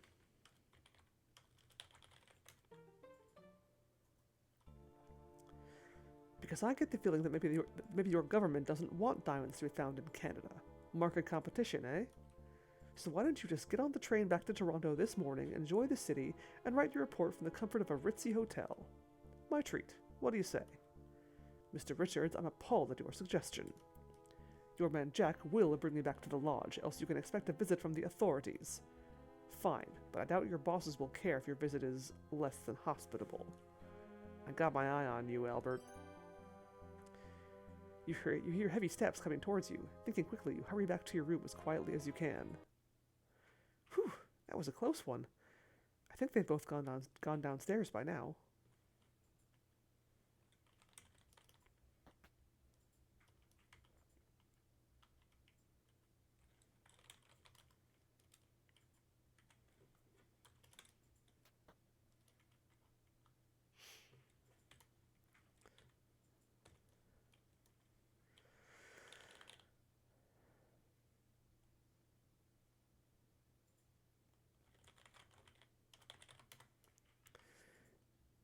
Everybody's shady in this game.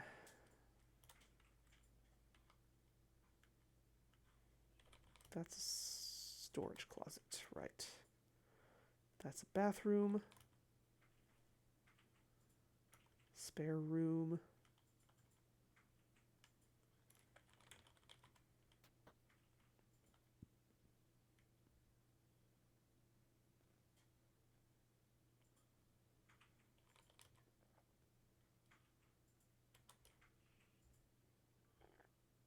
Oh, whoops. Ah, Nancy, are you ready to go now? No, I wasn't ready. Hold on. No. Wait. Didn't want to go to the front door.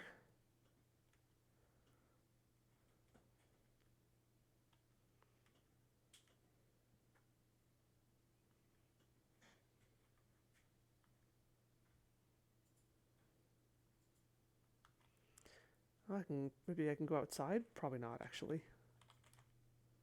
I'm supposed to meet Kimi at the front door.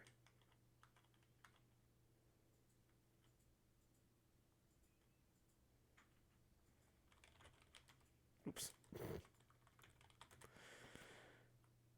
That's the fun part about playing text parser games on stream. You'll get to see my hilarious typos.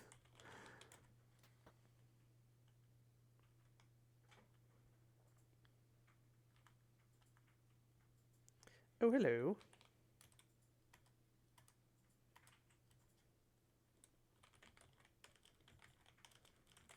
Oh my god. Evan is relaxing in the study. Jack's waiting for you and Kimi outside the carriage house. Hop to it. Oh, right. Bye, Mr. Richards. Thanks for everything. Yeah, you take care of yourself.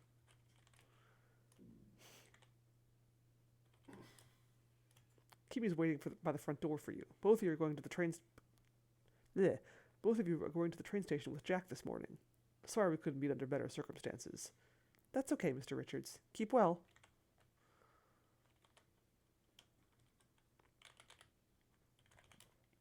Jack, he's out by the carriage house in the automobile. Waiting for you and Kimi. Run along now. I think she mentioned she was going to run a bath. She likes hot baths even in the summer. Oh well, whatever the lady likes. Ha! The sooner that one's gone, the better.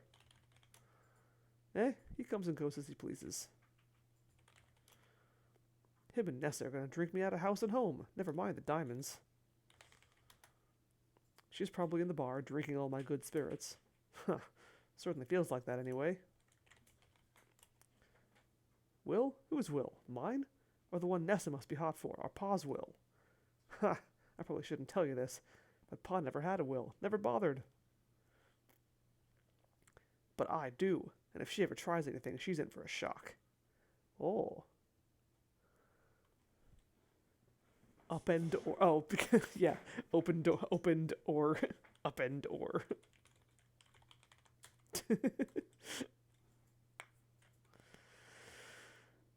Okay, let's see.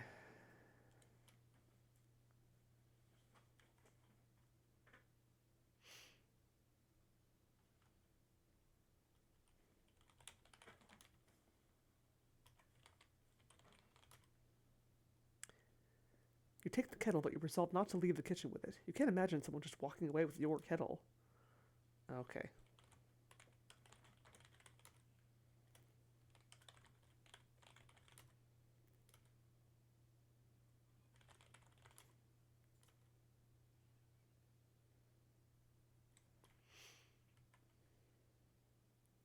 I'm not about to haul this hot kettle around with me. Before you leave the room, you return the kettle to the stove. Okay, good. There's probably a reason to have that.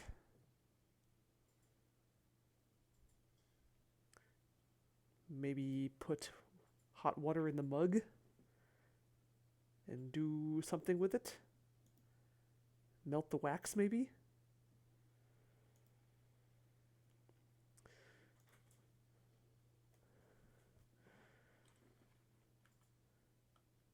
I'm guessing it'll be more obvious when I need to do that, if I need to do that. Okay.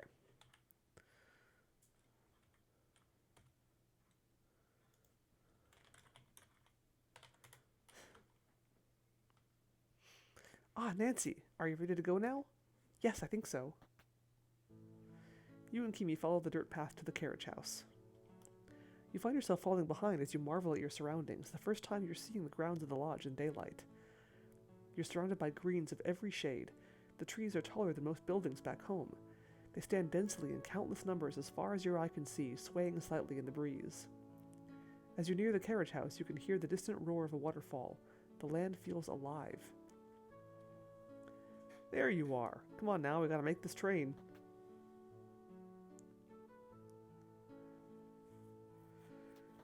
Right, let's go. Jack drives you and Kimi back to the train station. The car ride seems a lot shorter this time, maybe because you can see your surroundings.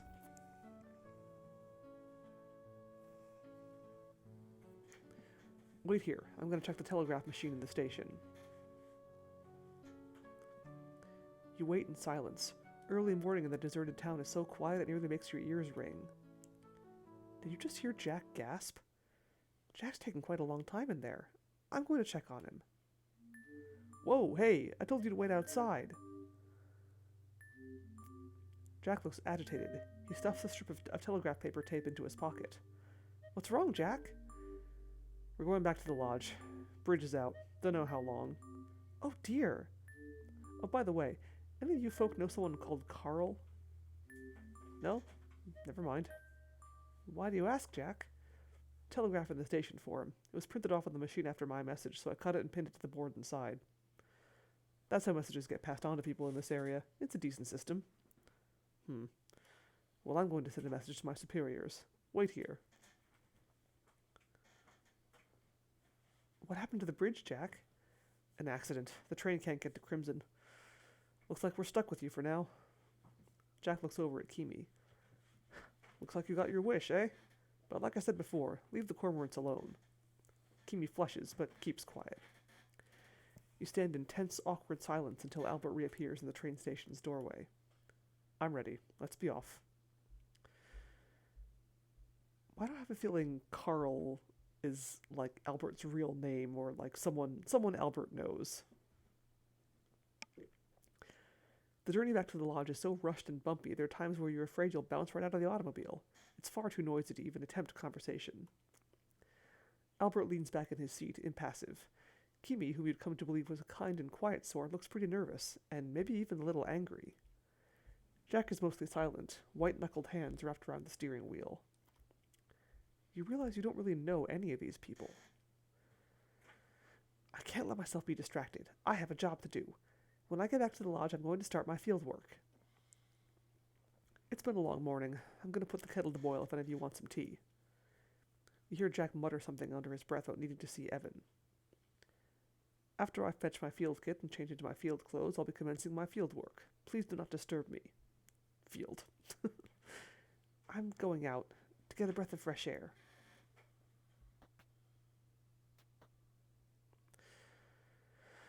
Well, I guess I had my work cut out for me.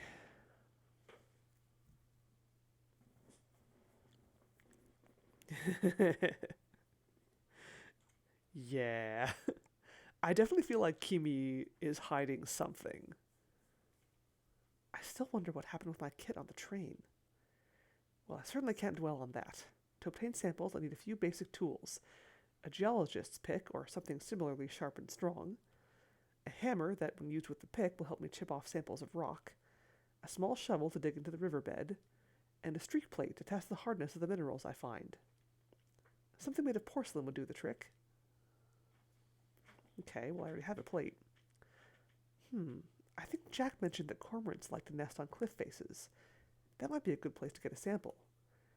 I should also check on Albert's fieldwork. Maybe I can learn a few things. Ooh, I hope I can finally do a bit of digging. Literally.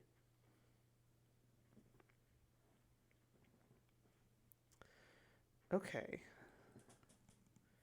So, day 2. Kimi went outside.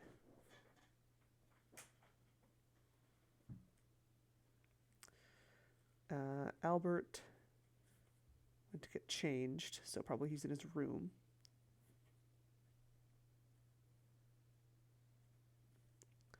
And then Jack said he was going to make some tea, or boil water.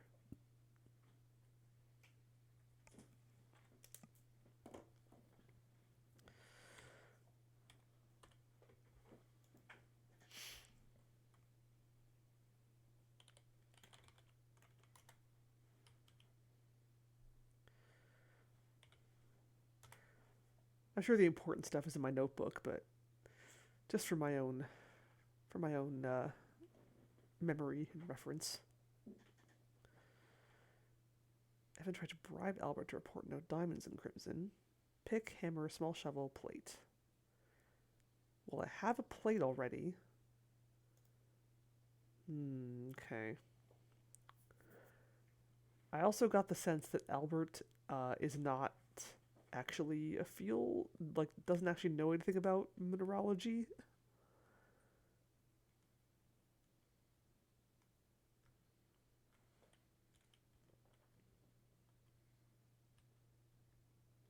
Nope. Voices, you say?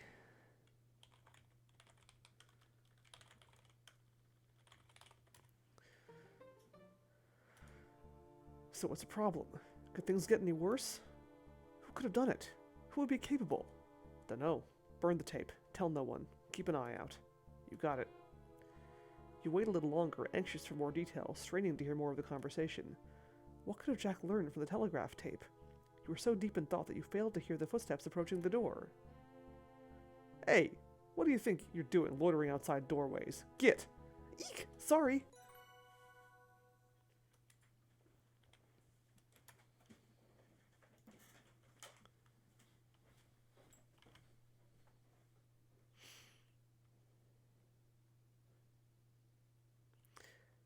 Sup, Jack? Jack is sitting at the kitchen table, enjoying a cup of tea. He looks like something is on his mind. Oh, there's the puddle.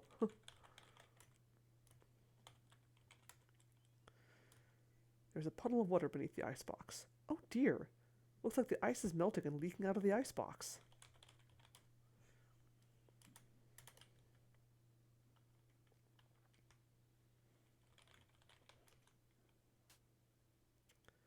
The ice block has melted a bit. There's now a puddle on the floor. Oh dear. I guess the icebox is a bit leaky. The ice block has melted a bit, rendering it a bit more transparent. There seems to be something frozen inside. Ooh. You scrutinize the ice, but can only see an indistinct outline inside. Examining the block of ice with a loupe does not reveal any additional information. Boo.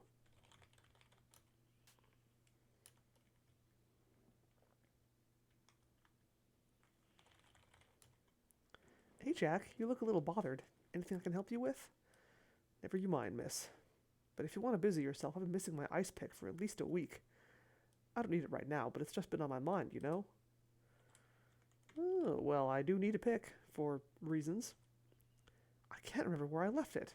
A shame, because I can't chip off bits of ice for drinks.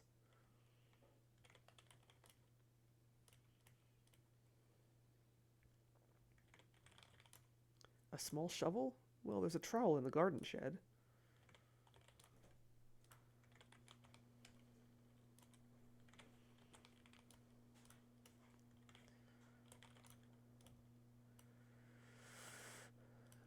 Right. I already asked about plates. What was the other thing I needed? A hammer. You need a hammer? Got one out the boathouse in the tackle box.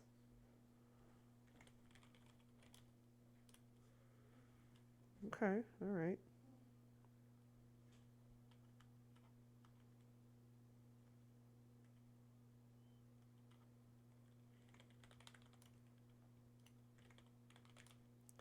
Do you still have the strip of telegraph tape that you received?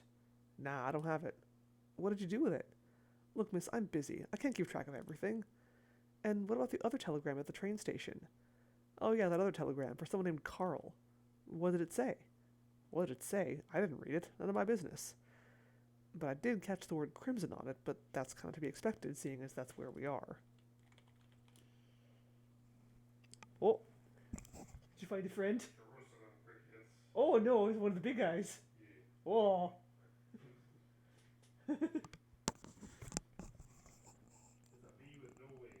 Oh no.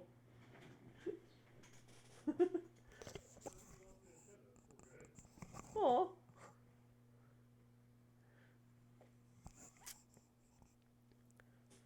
Partner found a Jerusalem cricket in the bathroom. we get those from time to time here, but not often. This is like the fourth one? I never saw them at all before we moved here. They're kind of cool. Anyway, oh yeah, the name on the telegraph tape in the train station, right? I don't know anyone named Carl, and there aren't many people in these parts. Maybe someone passing through? It was a pretty recent telegram, since it arrived after mine. Whoever he is, I hope he gets his message. What did the telegram say? I didn't read it, only glanced at the name. It's his telegram, none of my business. Yeah, we found one, like, pretty soon after we first moved in here, and we had no idea what it was. Um, I'd never seen one before, and I was like, we thought it was like a giant ant or something. But yeah, we found out, no, Jerusalem cricket, also known as potato bug, sometimes. But yeah, now I know what they are. They are scary big, but kind of cute and like harmless. Yeah, exactly. Yeah. They're like weirdly cuddly looking, but also like, geez, why are you so big?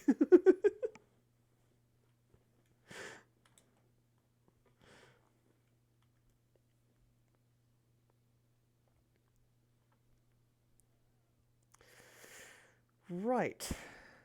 I wonder who this mystery Carl is. Hello, Evan.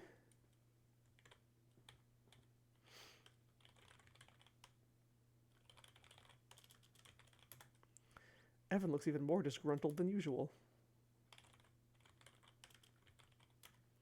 This is... Oh, there you're right.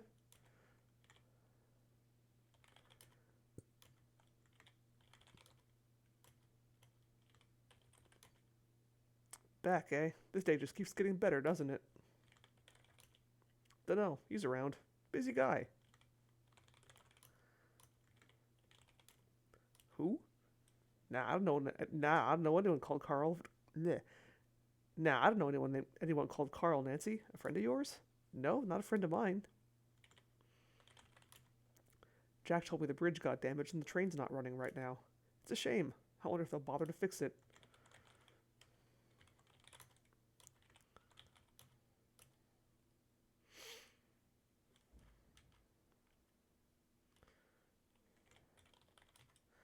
There's been an accident. Bridge got damaged, the train's not running. Looks like you're stuck here for a while.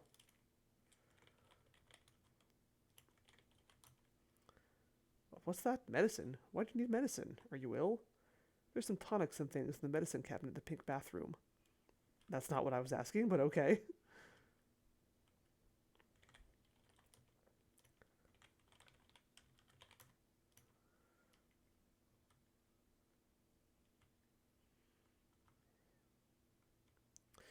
Oh, I wonder if Jack knows anything about the will. Probably not.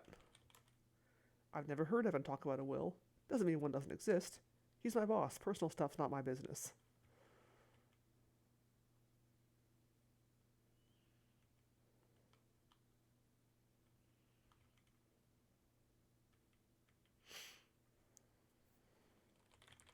Now I'm just going to open all the doors and leave them open. Screw it.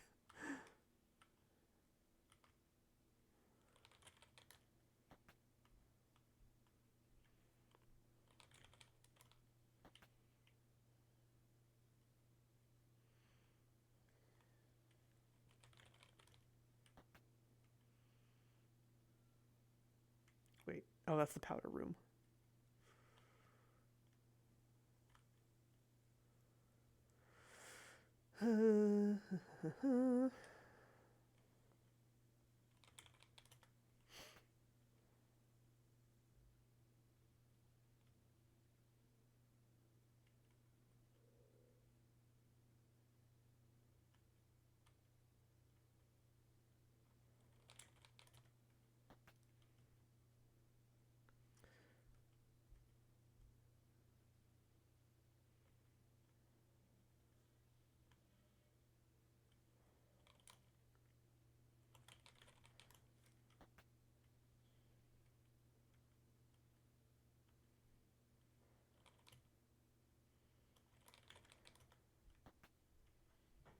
Ah, they're still here.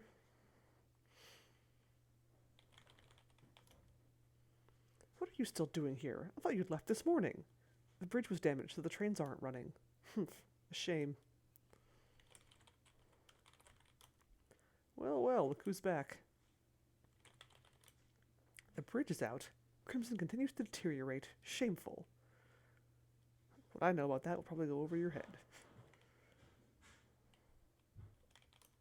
Carl? Who's that? Oh, no one I know. I was wondering if you did. Well, I don't. I went to school with a fellow named Carl back in England, though I doubt he's the one to which you are referring. Did he ever visit Canada? Is he here now? No, neither. How could you be sure? He died soon after graduation. Oh, pardon me. Well.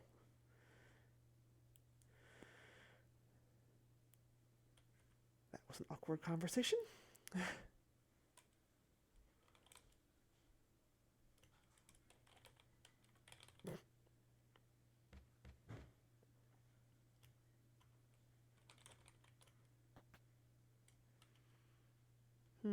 Okay.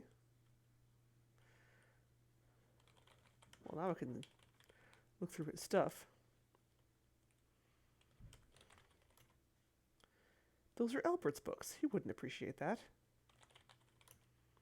The titles are in German, so you can't read them, but from the pictures on the cover, you surmise they are about minerals.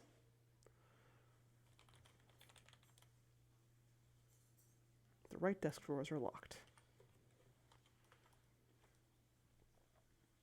Also locked.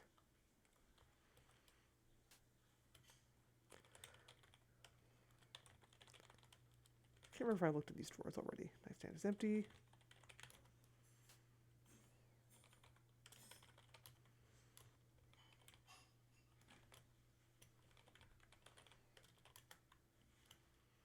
Small suitcase. Probably locked.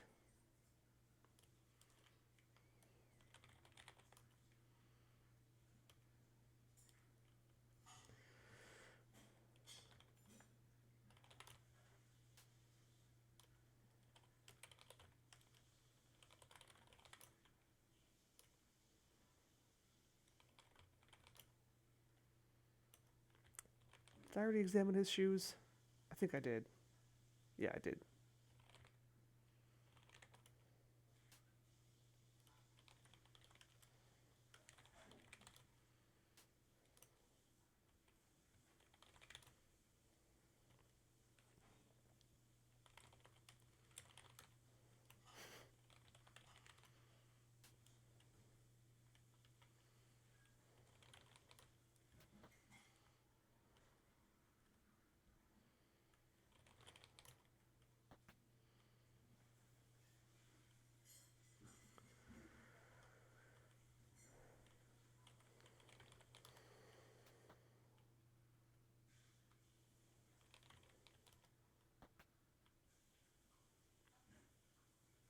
Okay, Kimi took her suitcase with her.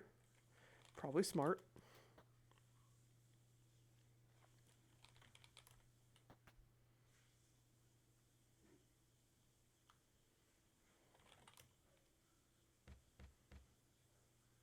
Yes, who is it?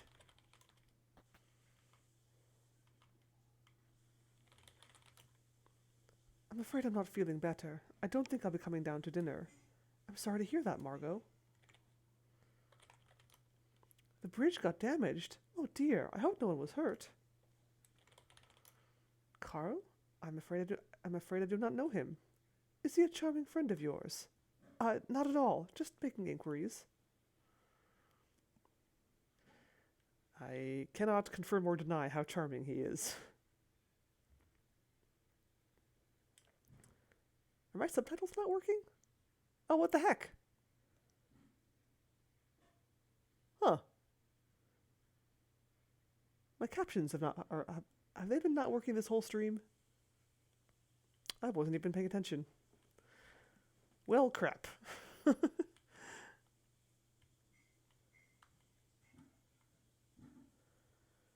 Oh, right, okay. Well, I should probably...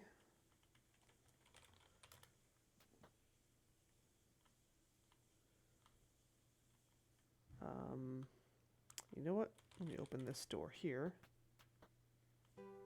Ah, it's so lovely out here. You've never seen such a sight. The lush green land spreads out in all directions, rambling up and down in gentle hills. Oh, now it's working. Okay, weird. You can hear a swift river nearby and bird calls. The air smells fresh and new.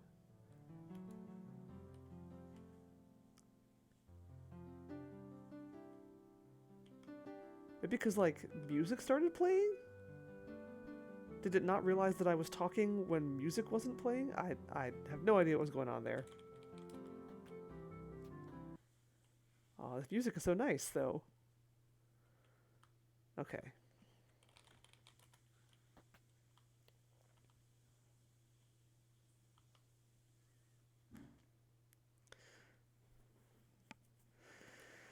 Alright. So I think now that we're outside, I'm going to stop there for now. Oh, birds! Because it is about 2 hours. And we'll pick this up again next week, probably. And, wow, oh, hello. There's a menu bar, I didn't know that. Let me also spam my straw poll at you guys. Because, I finished Evil Within 2 yesterday, and so now I gotta figure out what I'm gonna play on Tuesdays. So, there's that. Please throw votes at that poll. I'm going to probably continue spamming it as long as I remember to do so until next Tuesday, and pick a new game. And also, I will be participating in Dawsember this year. Yesterday, I think I was talking about possibly playing Conquest of Camelot or Conquest of the Longbow. Or Lands of Lore. But I think I've been given another idea, which I may go with. I'm very likely to go with. That idea is The Adventures of Mad Dog Williams, which I have never played, and I didn't even realize it's freeware apparently, which is great. So I might just grab that game. I've heard of it. I've seen screenshots of it. Never played it. So that sounds like a great thing to give that a try for Dawsember, because I was really hoping to play something I'd never played before. So that's probably what I'll be doing.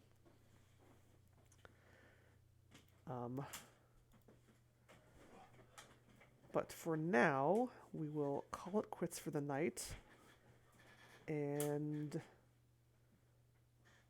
find someone to raid, maybe? Not a lot of people playing stuff. Nerethia is playing Mass Effect 2. I will go raid him. He's always a good time. So yeah, thanks for watching, everyone. Yeah. Oh my god, right? Yeah. Like, I have played Betrayal at Krondor. There are a couple other games in that series I haven't played, which I should probably do at some point. I don't really want to play Krondor again, but I'm hoping the other games have some quality of life improvements. But yeah, I'll get around to those eventually.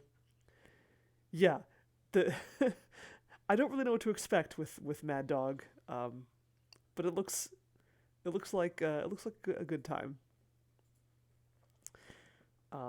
Anyway, yeah, that is most likely what I'll be doing. But first, more of this game, and then more of, well, not more of, but whatever I'm going to end up playing on Tuesday. So yeah. Take care, folks. Thank you as always for watching. Hope you had a good time tonight. I'm intrigued to see where this game goes, and how this mystery unfolds, and how many other shoes I have to stick my nose in. Thank you. You have a great night too. Good night.